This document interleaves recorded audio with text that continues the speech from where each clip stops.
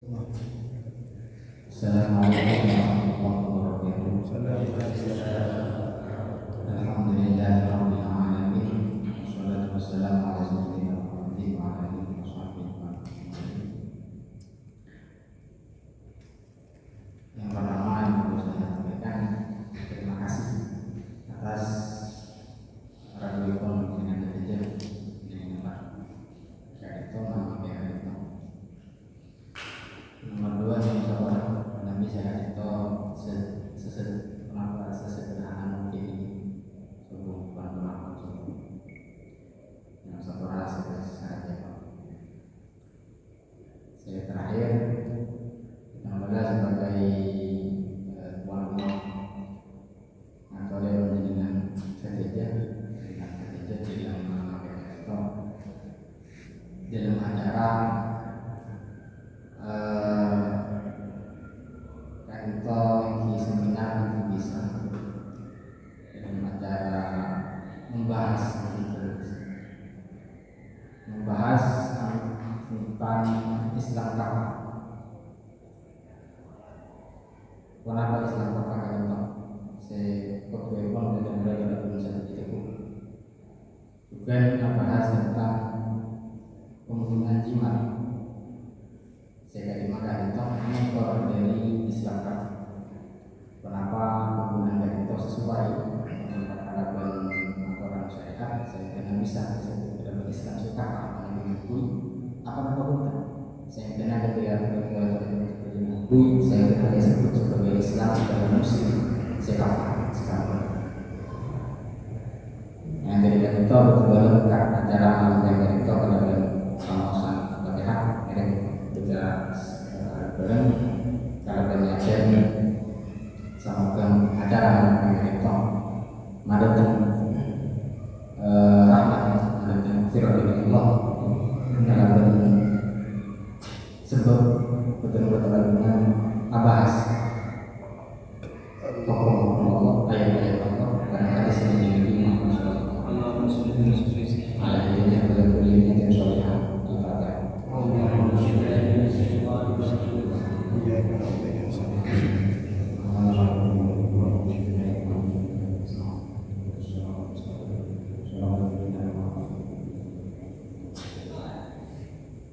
Ada satu sekon dan kalau antara di pemateri sama hadir dengan itu boleh menyampaikan materi minimal yang itu juga Islam sikapah juga masalah penggunaan jimat.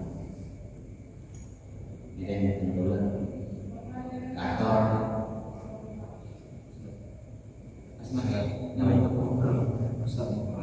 harus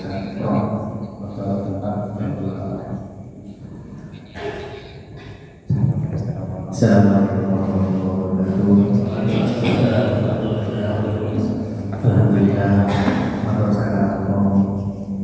atas undangan Ustaz Hadi Alami yang disebut kita akan hal yang disebutkan oleh kita di sini.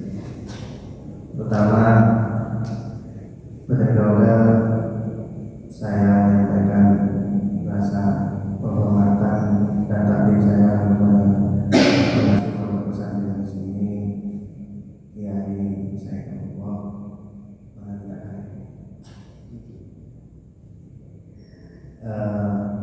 tunjukkan penghormatan saya kepada Pak Ustaz ini merasa sendiri kepada orang ini Allah mendoakan atas silaturahim. Sebelumnya pada kauda mukrom ya bisa mukram dari lubuk Nabi ini WA atau Nabi Isam di sini atas undangannya berawal dari sedikit berselisih tentang Islam kafah dan penggunaan jimat. Apa itu Islam kafah? Islam kafah adalah segala untuk yang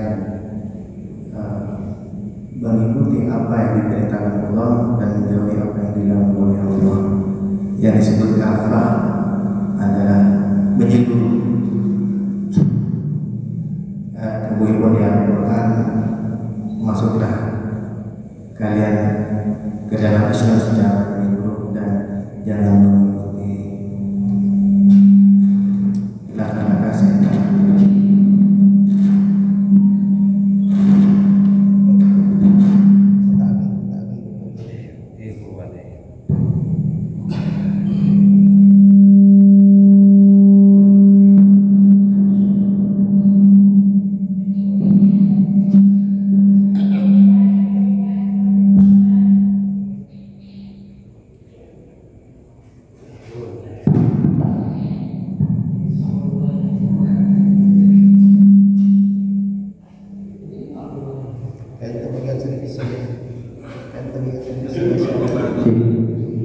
Sebelumnya juga saya mohon maaf, sebenarnya saya merasa begitu pantas berbicara di hadapan para ustaz ini karena saya juga pernah menonton hanya 3 tahun. Itu pun kalau cuma 3 tahun belum disebut santri. Jadi karena hanya sedikit pengetahuan, dan saya ingat sabda Rasulullah bahwa beliau dalam ayat sampaikan ilmu atau pengetahuan meskipun satu. Jadi alhamdulillah pada kesempatan kali ini saya bisa berbicara di hadapan para ustaz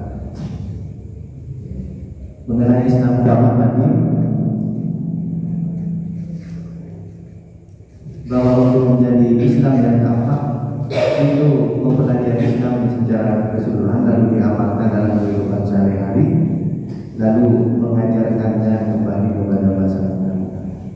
Namun seiring perkembangan zaman, bahwa banyak orang Muslim yang belum berislam secara kafah. Saya pun tidak menganggap kalau saya itu sudah kafah, tapi berusaha menjadi Muslim yang kafah. Di masyarakat masih banyak tradisi-tradisi yang sebelumnya tradisi-tradisi itu dari zaman jahiliyah, sehingga tradisi-tradisi itu diteruskan sampai sebelum Nabi diutus itu sudah banyak hal-hal yang atau tradisi-tradisi yang tidak sesuai dengan kemanusiaan atau dan agama. Salah satunya itu tentang iman atau primbon. Itu diterangkan dalam Al-Quran bahwa mereka para orang-orang jahiliyah dulu kebiasaannya adalah sebelum pergi mereka mengelinasi dulu dengan amal. Nah, kalau ayat-ayat di Al-Qurannya mungkin para ustaz tidak tahu. Lalu penggunaan jimat pada zaman dahulu kala, jimat dikalungkan kepada orang atau kepada benda. Jadi dianggap jimat itu punya kekuatan yang bisa melindungi orang atau benda yang sendiri. Maka setiap orang yang berkeyakinan bahwa suatu benda yang mempunyai kekuatan sendiri yang bisa melindungi, maka itu disebut ingkar, disebut syirik dalam ajaran Islam. Namun para ulama itu berbeda pendapat. Ada yang membolehkan jimat, ada yang melarang. Yang membolehkan para ulama adalah jimat yang berasal dari tulisan Al-Quran.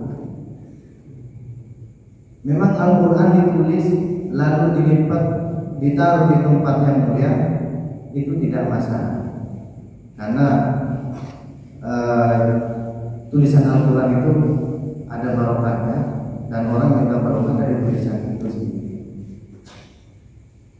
Itu diperbolehkan. Tetapi kalau ditelusuri ujung-ujungnya itu mudarat juga, karena zaman sekarang masyarakat sudah banyak yang bisa mengaji, khususnya orang Madura ini bisa mengaji. Dan kalau tulisan Al-Quran itu memang tulisan itu dari Al-Quran, kenapa tidak langsung jimatnya itu dibuka lalu dibaca? Karena sudah bisa membaca. Di zaman Abu Bakar, bahwa jimat itu digantungkan, ayat Al-Quran itu ditulis dan digantungkan kepada anak kecil yang belum bisa membaca, untuk menghindari dari gangguan setan dan penangkal penyakit. Lalu setelah dewasa bisa membaca Al-Quran, maka jimat itu dilepas. Seperti cerita di Papua. Di Papua itu ada jimat yang bisa menyembuhkan orang dan mengusir setan. Setelah jimat itu diagung-agungkan, setelah dilihat apa itu, ternyata Al-Quran. Orang Papua belum tahu kalau itu Al-Quran. Nah, setelah dikasih tahu, baru mereka belajar bahwa itu adalah Al-Quran. Bagi orang yang belum tahu, itu bisa memakai jimat. Ada ulama yang melarang. Ulama yang melarang jimat adalah orang yang dilarang memakai jimat dengan berkeyakinan bahwa jimat itu bisa mempunyai kekuatan dan bisa melindungi orang dari melalui jimat itu sendiri. Maka itu disebut syirik tidak boleh. Mungkin dibilang masih syirik kecil. Lalu ada yang hanya berdosa dengan mengatakan jimat itu dia tidak tahu isi jimat itu, tapi dia tetap berkeyakinan bahwa itu semuanya dari Allah. Memang semua hal di dunia ini dari Allah, termasuk pencuri. Pencuri rezekinya dari Allah, tapi dengan cara yang salah. Jimat pun lebih banyak mudaratnya, karena di situ ada madam atau jin di dalamnya. Kalaupun nanti jimat itu adanya malaikat, kita sebagai manusia yang sebagai kedudukan paling mulia di antara makhluk itu saya rasa tidak perlu lagi. Dan para ulama juga banyak yang mengatakan bahwa tidak perlu lagi bantuan jin, setan atau malaikat, karena sejatinya ada jin kafir yang ada menguasai kita. Lebih baik kalau memang jimatnya itu berisi ayat Al-Quran, dibaca saja. Jadi banyak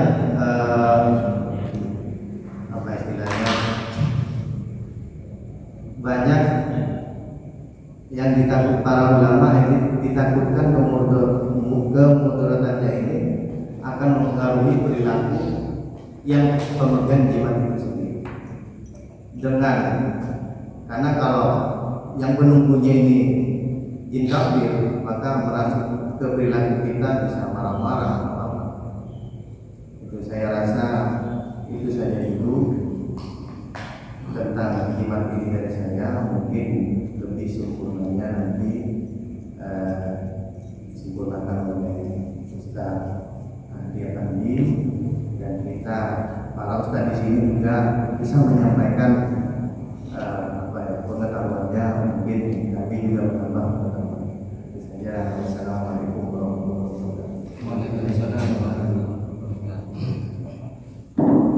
Mungkin saya bukan dari yang saya pahami dari apa yang di belakang narasumber tadi, bahwa Islam itu Islam muslim yang melaksanakan, mempraktikkan apapun yang ada di dalam Al-Quran secara keseluruhan. Maka dari itu kemudian di dalam masalah iman, khusus di dalam Al-Quran, menurut sumber ulama berbeda pendapat. Ada yang mengatakan boleh, ada yang mengatakan tidak. Sehingga pada waktu zaman dulu di banyak para sahabat itu yang memasangkan jimat bertulisan Al-Quran kepada anak-anak yang masih belum bisa membaca Al-Quran karena belum bisa membaca. Sehingga menurut para sumber ketika bisa membaca Al-Quran maka lebih baik ayat tersebut bukan dijimatkan tapi dibaca. Di sisi lain, jimat selain ada yang tidak memperbolehkan ketika Al-Quran, menurut sumber bahwa jimat juga memberi efek negatif kepada dirinya. Dengan bukti banyak jimat-jimat yang kemudian berisikan hal-hal negatif seperti hal-hal yang jin-jin, dan lain-lain. Dan di sisi lain juga jimat juga bisa menyebabkan orang yang memakainya memiliki keyakinan bahwa apapun yang terjadi kepadanya, keselamatan atau keberuntungan dihasilkan dari jimat itu sendiri, bukan dihasilkan dari Allah Subhanahu wa Ta'ala. Mungkin cukup sekian yang bisa saya sebutkan. Saya buka sesi mungkin pertanyaan dulu, mungkin ada yang mau saya ya pertanyaan dari Ustaz tadi, mungkin ada yang mau disampaikan juga mengenai apa atau mengenai jimat. Aku udah beberapa yang saya.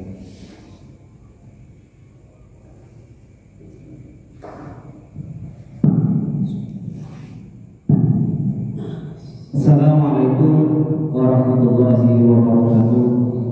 Alhamdulillah, wassalatu wassalamu ala Rasulillah.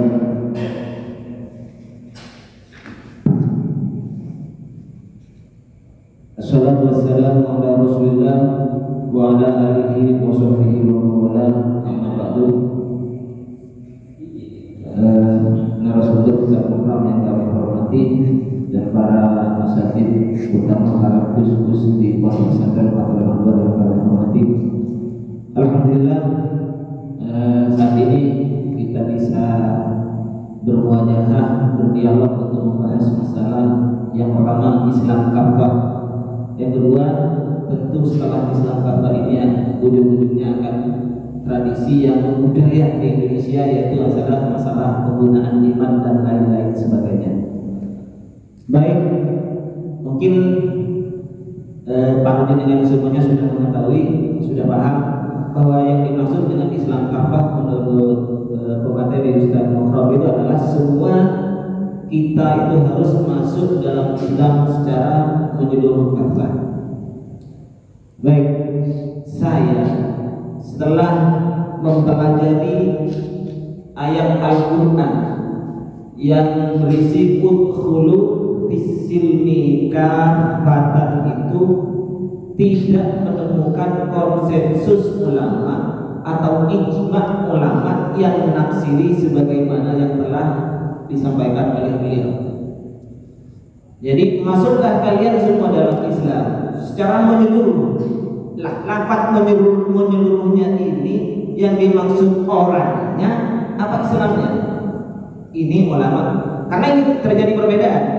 Kafah, kalau orang belajar nahu ini adalah sebagai hal. Sohibul halnya mana? Kalau diartikan sohibul halnya itu asilni, maka masuklah kalian ke dalam Islam. Kafah secara menyeluruh artinya semua syariat Islam. Ibnu Katsir menjelaskan mastata'u, kalian ini dalam. Kalau dimasukkan kepada kitabnya udkhulu, yakni antum, kalian semua umat manusia yang beriman ini, baik beriman kepada Rasulullah atau kitabnya beriman kepada nabi sebelum Rasulullah.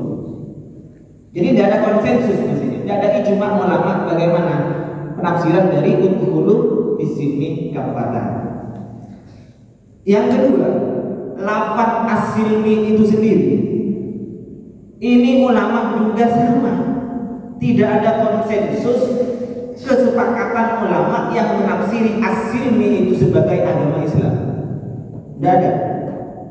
Ada yang menafsiri itu adalah fisilmi Islam, masuklah kalian dalam Islam. Ada yang menafsiri as-silmi itu adalah at-ta'ah, masuklah kalian dalam ketaatan. Ada yang menafsiri as-silmi itu adalah as-sulhu ay al-musalamah, perdamaian. Ketika kalian masuk, wahai orang-orang yang beriman, udkhulu fisilmi, masuklah kalian ke dalam perdamaian. La harba bainana, tidak ada perang di antara, tidak ada permusuhan di antara sesama orang Islam. Itu maknanya. Jadi ketika kita menelusuri dari berbagai tafsir, baik ini saya bawa tafsir Al-Jami'ul Ahkam bil Qurtubi di juz 1 dan tafsir Ibnu Katsir di juz 2 dan juz 1 juga ini ya. Ini tidak ada ya konsensus ulama. Nah sekarang kalau sudah jelas tidak ada konsensus ulama, dari mana kita akan memakainya? Kalau kita memakai kafah itu sebagai hal daripada silmi, kemudian as-silmi dimaknai ta'at, lain lagi. Jadi terserah kita itu nanti, karena sama-sama pendapat ulama yang ada di tafsir. Dan lagi, ini asbabun nuzulnya ayat. Asbabun nuzulnya ayat ini ketika ada orang Yahudi masuk Islam, kemudian istadzan, minta izin terhadap Rasulullah, ya Rasulullah, saya masuk Islam, iya, tapi saya mohon izin, kalau malam saya mau baca Taurat, siang saya baca Al-Quran, hari Sabtu saya sembahyang di gereja, hari Jumat saya sembahyang di masjid Jumatan. Sehingga turun ayat fisilmi, dalam Islam kafah, menyeluruh, campur antara Islam dengan agama-agama sebelumnya, itu di dalam tafsir. Nah, kalau sudah seperti itu, tidak ada pemahaman yang konsensus ulama, tidak ada kesepakatan ulama. Kalau kita arahnya sekarang kita arahkan kepada yang bermakna Islam dan kafah sebagai sohibul hal daripada silmi yang bermakna Islam itu, maka Ibnu Katsir menjelaskan mas tato kita tidak akan mampu, karena syariat Islam tidak akan mampu. Contoh, kita itu kan kalau meyakini sesuatu, jangankan masalah jimat, di dalam kitab kecil Kifayatul Awam yang di sini dipelajari di kelas 2 Wusto itu, kalau GHG itu hafal karena beliau itu adalah di kelas 2 Wusto. Di situ dijelaskan bahwasanya la ta'siro li ghairillah, tidak ada yang bisa berpengaruh kecuali Allah Subhanahu wa taala. Saya minum golda ini bisa menyegarkan. Kalau saya berkeyakinan golda ini yang bisa menyegarkan saya, maka saya ini adalah syirik dan kufur. Kalau saya berkeyakinan sikit alias pisau itu dapat tajam dengan tajamnya, maka kita adalah kufur. Sama dengan jimat. Kalau kita yakin jimat ini, saya tidak pakai jimat ini, ada tahu bisa kan disangkakan. Saya mau sama dengan saya, ketika saya tunggu selok ini, saya akan tak bosan, akhirnya tepat. Seperti itu. Jadi kalau keyakinan ini yang mentaksir, yang memberi pengaruh ini adalah barangnya selain Allah, itu sudah sepakat kalau itu adalah kufur syirik. Termasuk seorang kita itu kalau sakit kepala yang dicari adalah obat, obat paling sedikit. Tak mampu ke dokter. Kalau kita yakin obat dan dokter itulah yang menyembuhkan kita, ya kafir kita. Tahu saya terkejut. Nah ini. Dan bagaimana tanggapan para ulama? Memang ada di hadis gitu ya. Di hadis-hadis itu banyak. Man allaqat tamaim, barang siapa yang mengalungkan ajimat faqad asyraka, maka dia adalah syirik. Di hadis lain diriwayatkan Ibnu Daud, inna tamaima, bahwasanya jimat inna ruqyah, bahwasanya ruqyah. Paham ruqyah? Ruqyah itu adalah bacaan Al-Qur'an ketika orang sakit. Biasanya orang-orang di luar kita itu yang ruqyah ya. Ruqyah inna ruqyah wa tamaima wa tiba la tasyirku, bahwasanya ruqyah, jimat tiwalah pengasihan. Biasanya ini ada agennya, pengasihan Ustaz Faisal biasanya agennya pengasihan. Syirkun, ini syirik. Nah, tetapi apakah seperti itu kita akan memahami hadis langsung kita telan mentah? Ternyata di dalam syarahnya hadis itu yang diriwayatkan oleh Abi Dawud itu di Aunul Ma'bud, di kitab Aunul Ma'bud ini dijelaskan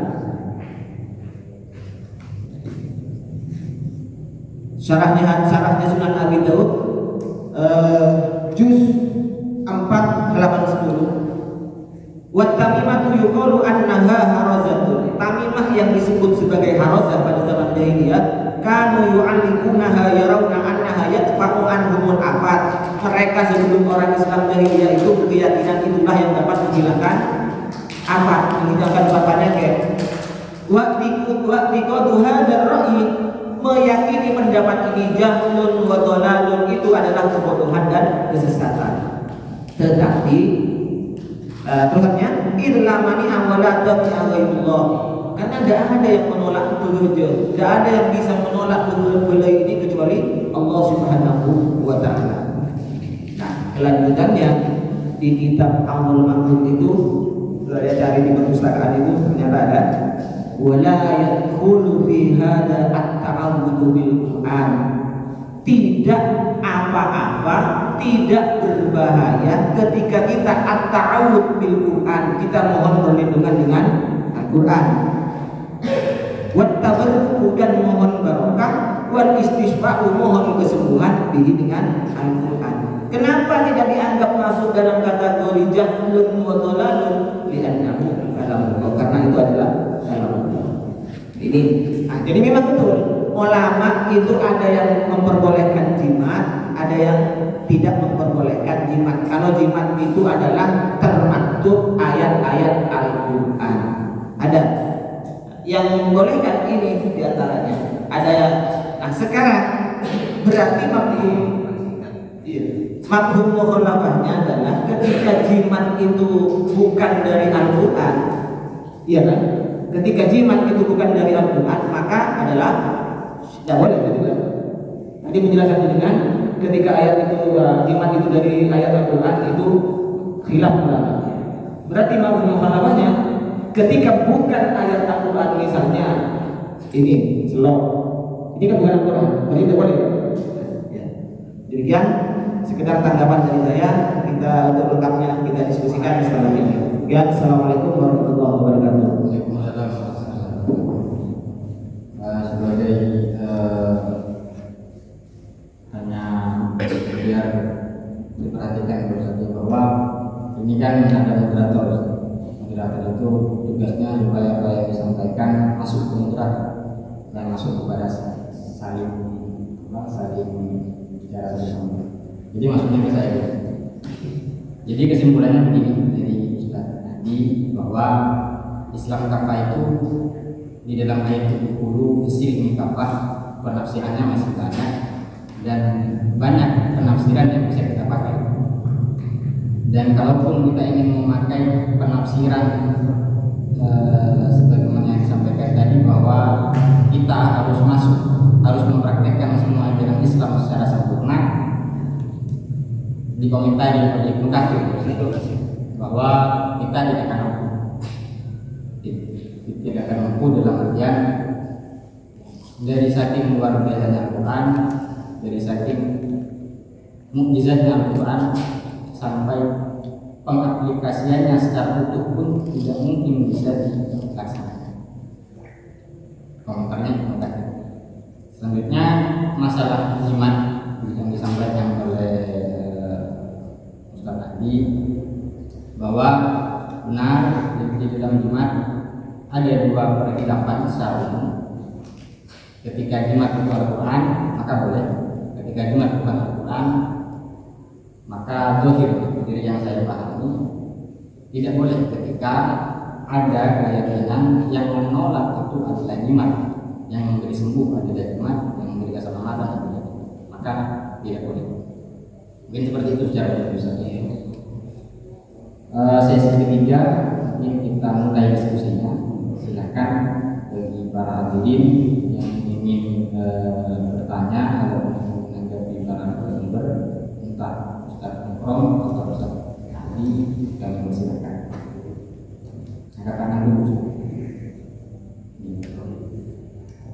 Satu, tiga bulan. Ada yang tukang kulit. Siap. Enggak ini. Tahu di langsung kan. Oke, silakan yang pertama Ustaz Taki. Dulu Ustaz Taki.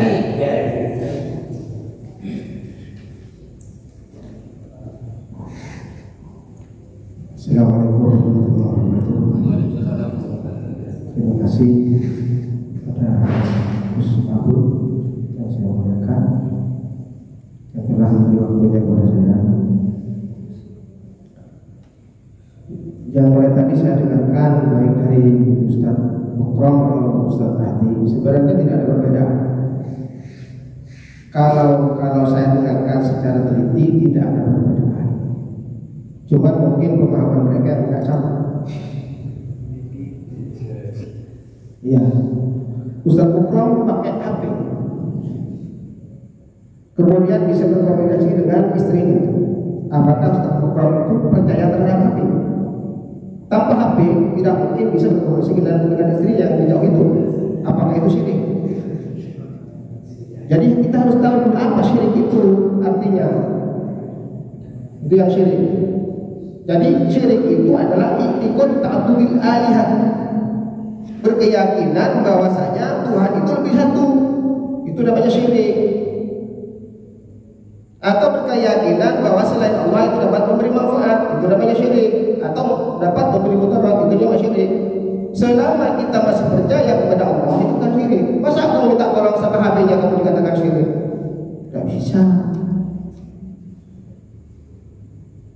Ya tidak usah HP, kalau sedikit-sedikit syirik, dikit-dikit syirik secara umum. Tidak usah HP, tidak usah dari sepeda, tidak usah langsung loncat itu. Kalau masih kita syariat, jangan mudah mengatakan syirik, kafir, dan sebagainya. Jangan. Ini orang Islam kafir namanya ini.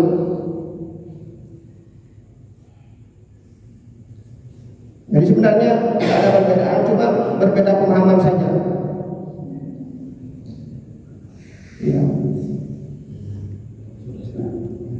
Jadi Ada pertanyaan? pertanyaan saya harus tahu jangan apa? Pertanyaan saya tidak ada pertanyaan, cuma himbauan saya ini ya. Jangan mudah mengatakan syirik dan sebagainya. Harus mengerti apa itu syirik. Masalah jimat itu orang itu tidak percaya pada jimatnya, tapi orang yang menulisnya itu orang yang nyampe kepada Allah Subhanahu Wa Taala. Bukan percaya, tapi di dalam jimatnya ada kekuatan Allah. Ada kekuatan Allah, bukan kekuatan manusia. Orang yang nyampe kepada Allah, mohon kepada Allah, berilah kekuatan melalui jimat ini. Selamatkan orang itu. Misalnya, ibarat orang yang makan pakai apa lombok itu, pedas itu. Iya, bukan lombok ini yang pedas itu. Allah yang memberi pedas itu dalam lombok itu. Kemudian rasa kita merasa pedas di sebagainya. Jangan bukan syirik itu, bukan. Karena kita yakin kepada Allah. Jangankan kita bisa mengetahui ilmu agama dan sebagainya, masih melalui ulama, masih melalui tabi'in, melalui sahabat, melalui Rasulullah. Tidak langsung dari Allah, langsung dari Allah melalui kepada Rasulullah, masih melalui malaikat Jibril. Itu wasilah namanya. Makanya kata Allah, wabtaqul wasilah. Ini ya, terima kasih. Silakan. Assalamualaikum warahmatullahi wabarakatuh.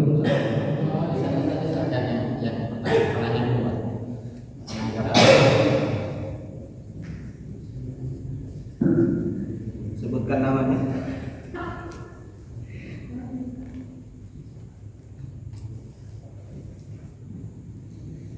Assalamualaikum warahmatullahi wabarakatuh. Waalaikumsalam. Perkenalkan nama saya, nama kerennya Faisal Amsi. Nama keren. Mohon maaf lancar dan cangkolan ada guru-guru. Cuma sekedar menanggapi dan sedikit ada pertanyaan. Menanggapi soal syirik, kalau semua yang kita lakukan yang tidak ada hubungannya, yang tidak ada hubungannya dengan Allah, semuanya yang ada di dunia mungkin ada kuasa Allah. Akan tetapi ada kekuatan-kekuatan yang hablum minan nas istilahnya, yang kadang kita dilakukan, yang Allah itu ditempatkan di hati yang paling dalam, sementara untuk keduniaan ada di luar hati yang sedikit dangkal mungkin. Ya setidaknya ya sebagaimana HP kita percayai bisa berhubungan dengan seseorang, walaupun pada hakikatnya yang memberikan hubungan ini adalah Allah. Dan juga misalnya kita mau cerai dengan istri, kita percaya yang bisa menyelesaikan adalah hakim, bahwa tidak ada yang bisa menyelesaikan masalah di dunia ini kecuali Allah. Tapi kadang kita menggunakan hakim menjadi mediator kita untuk menyelesaikan masalah kita dengan istri. Terus kalau kita memang bercerita percaya kalau kita percaya ini bisa menyelesaikan syirik, misalnya juga ibaratkan polisi bawa senjata, itu juga syirik juga kan berarti ya. Bawa senjata kayak sekarang perang bawa rudal. Kalau kita langsung percaya bahwa Allah punya kekuatan, ya kita nggak usah bawa senjata, bawa rudal untuk berperang, seperti itu percaya aja bahwa Allah menyelamatkan kita. Seperti perang Badar, bahwa memang mungkin malaikat Jibril, malaikat maut kadang ikut berperang. Sebagaimana kalau memang kita percaya Allah semuanya yang ngatur, kan nggak ada peperangan gitu kan. Kenapa nggak langsung musnahkan orang kafir di dunia ini, kan seperti itu. Ya pertanyaannya, bagaimana kalau misalnya Allah tetap ditaruh di dalam hati yang paling dalam, kita tetap melakukan ya sebagaimana makai iman, bahwa kekuatannya tetap melalui kekuatannya Allah, namun atas dasar apa istilahnya ya, untuk menambah kekuatan dan pertolongan Allah dengan adanya ini. Mungkin ini yang bisa saya tanyakan dan tanggapi atas kekurangannya.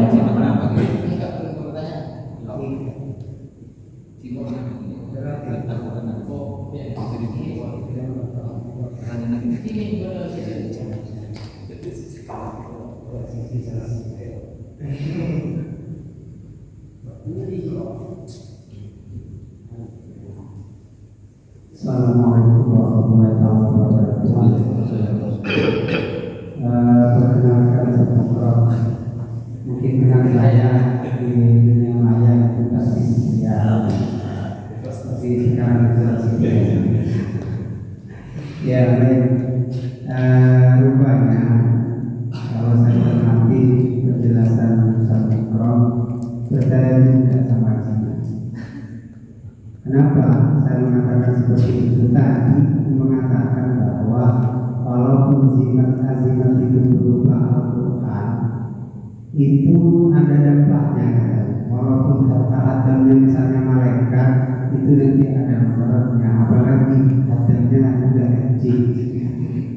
Pertanyaan saya, percayakah Ustaz Ikram itu terhadap hatam yang ada pada zimat itu, yang malaikat atau yang jin? Kalau percaya, ya sudah ditanggapi sendiri.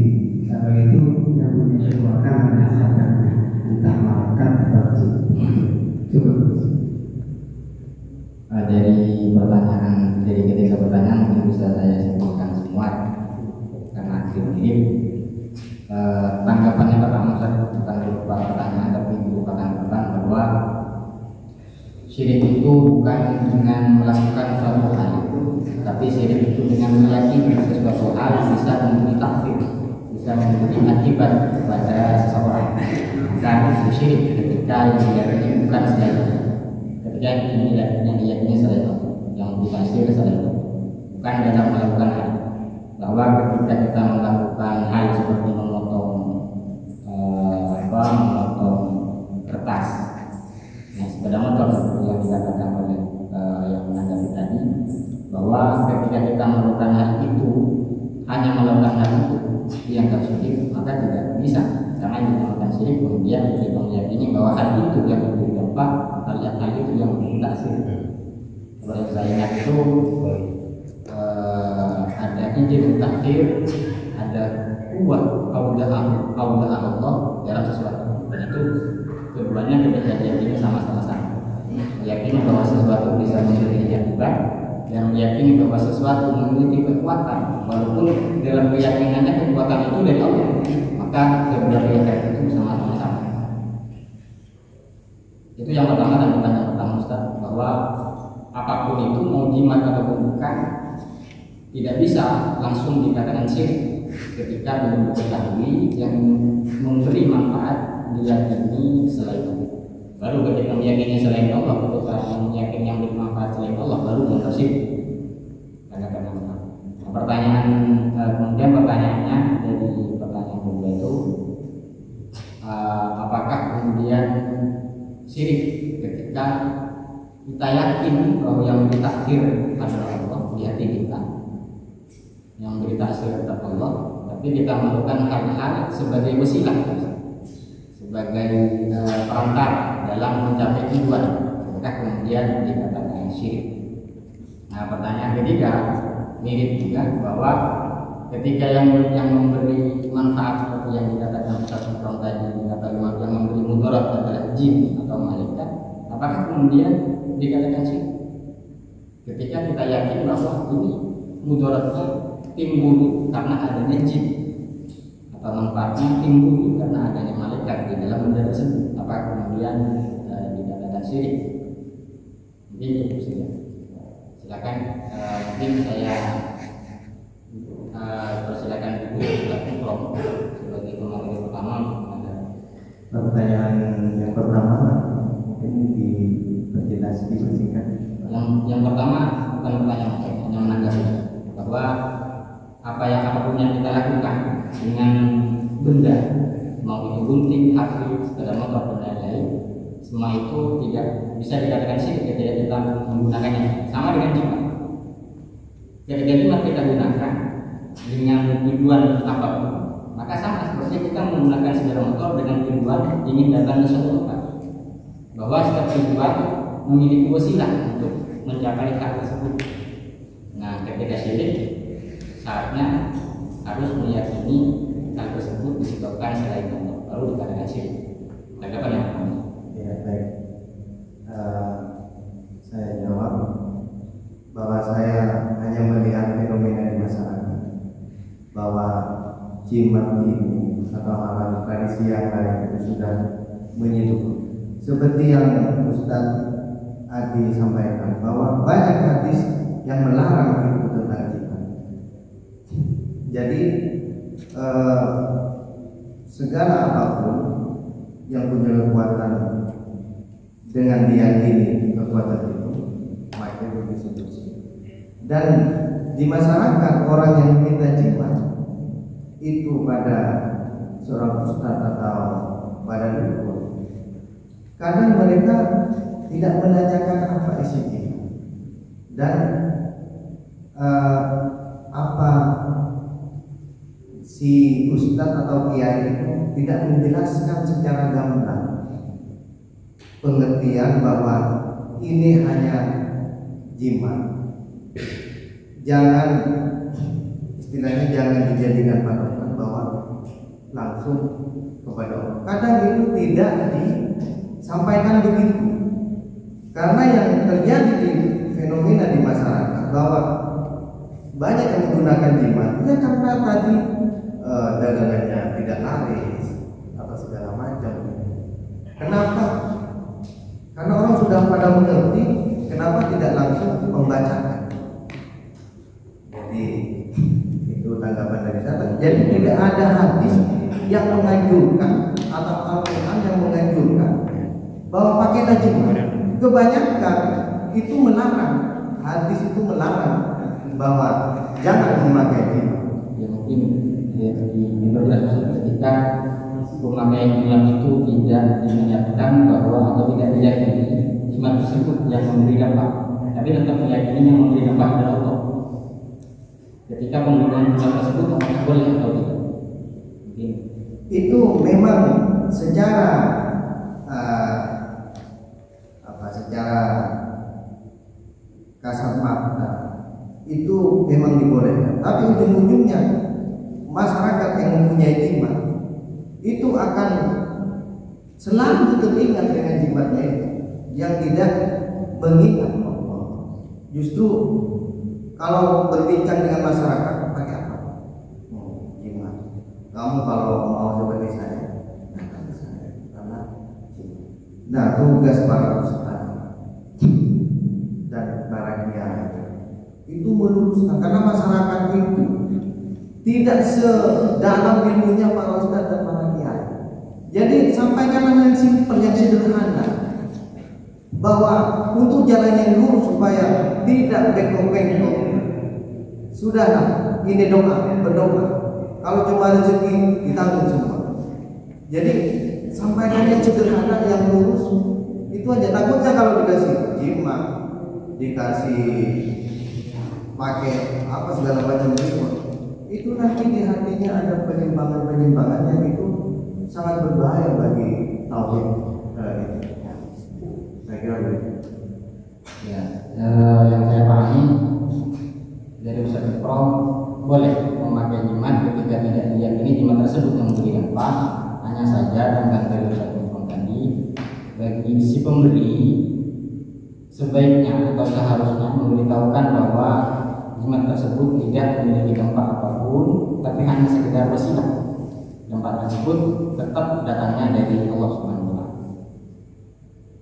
Karena menurut Ustaz Ikram, banyak orang-orang kemudian yang meyakini bahwa jimat tersebut dohirnya mereka meyakini bahwa jimat tersebut yang memberi dampak. Sehingga bagi si pemberi seharusnya menjelaskan bagaimana dampak itu terjadi, bahwa bukan dari jimat tersebut tapi dari Allah Subhanahu wa Ta'ala. Jadi Ustaz tadi ada yang mau disampaikan?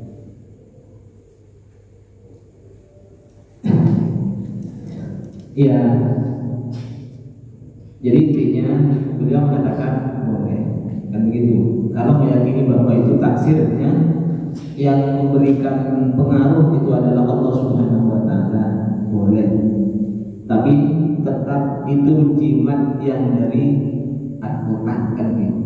Jimat yang dari yang tertulis atau termaktub dari Al-Quran. Nah, tapi kenyataannya orang awam itu adalah meyakini bahkan dibicarakan karena jimat ini. Nah, ini intinya. Jadi jangan, kalau begitu, pertama jangan sampai dipukul ratakan.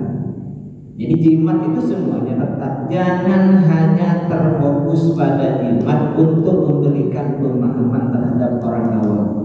Contoh yang sangat viral di masyarakat, mon orang sakit, lah cek dokter bisa, mujarab bisa.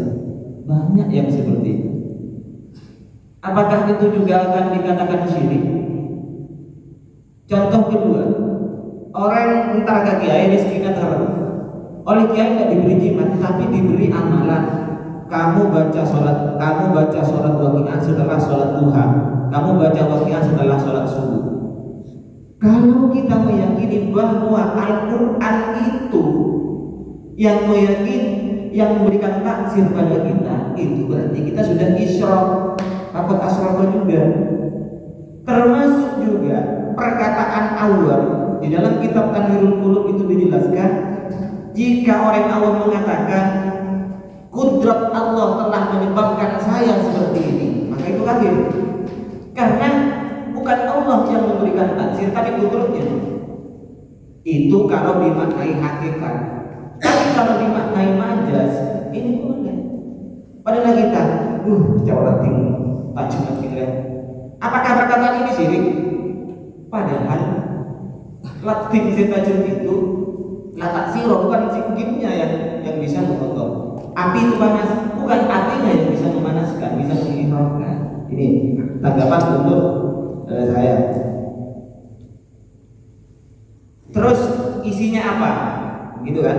Jadi Ustaz Mokron tetap menjurus kepada jimat yang isinya itu harus berisi ayat-ayat Al-Quran. Tapi tetap itu sebaiknya tidak. Boleh tapi sebaiknya yang bagi Allah. bahasa kita boleh. Jadi itu tapi yang bagi Allah titik-titik. Gitu. Nah sekarang itu ke Al-Quran. Sekarang saya tanya kepada Ustaz Mukhtar.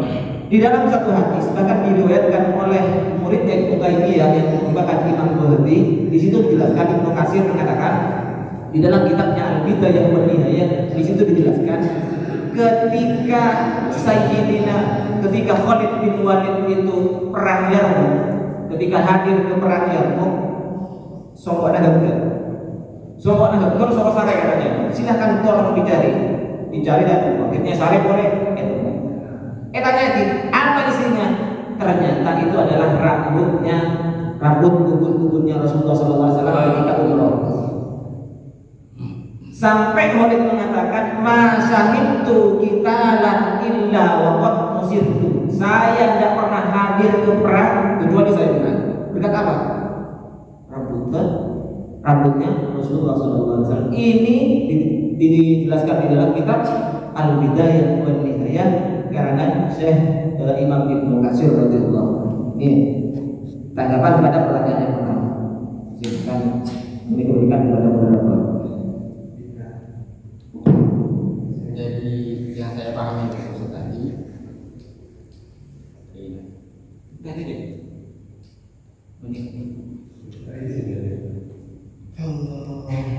bahwa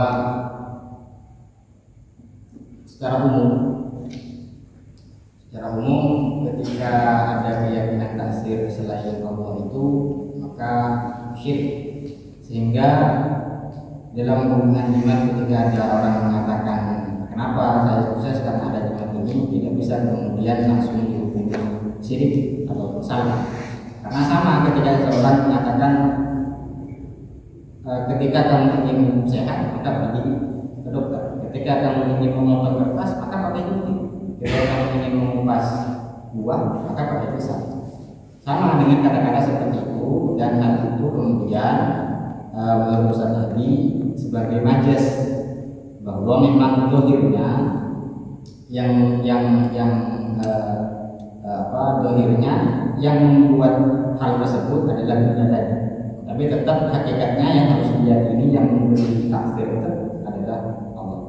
Sehingga kata-kata seperti orang awam ketika mengatakan saya selamat karena jimat tidak bisa kemudian langsung dihukumi salah kemudian, karena sama ketika mereka mengatakan saya sembuh karena minum obat dan lain-lain.